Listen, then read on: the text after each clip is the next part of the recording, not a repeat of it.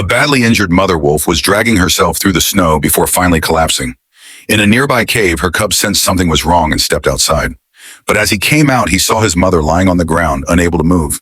She tried to smile at him one last time, so he wouldn't remember her like this. But her wounds were too deep.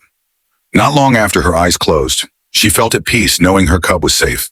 She stopped struggling and passed by quietly. The wolf pup didn't understand what death was. He thought his mother was just sleeping, like she always did. He sat beside her, waiting. No one knows how much time passed. Suddenly, snow began to fall from the sky, and the cold wind woke him. He saw that the snow had covered his mother's body, which now felt cold.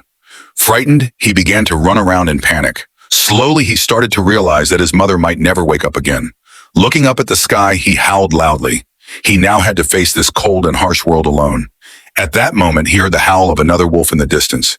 He left his mother's side and ran toward the sound.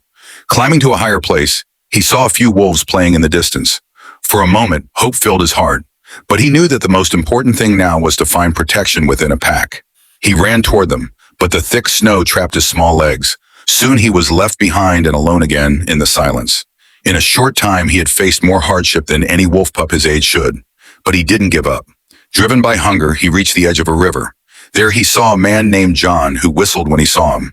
But the pup thought the man might hurt him, so he ran away in fear.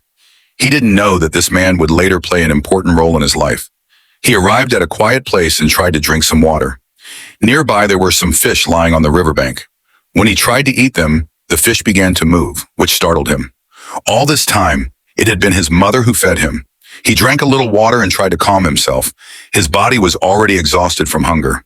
Then he saw a dead rabbit hanging from a tree branch. Starving, he ran toward it, but it was hanging too high. At that moment, his paw got caught in a trap below, leaving him suspended in the air. Sometime later, 3 men arrived. They saw him and said he could be trained to hunt. They took him away and gave him the name White Fang. Now he no longer had to worry about food, but the daily harsh training left him exhausted.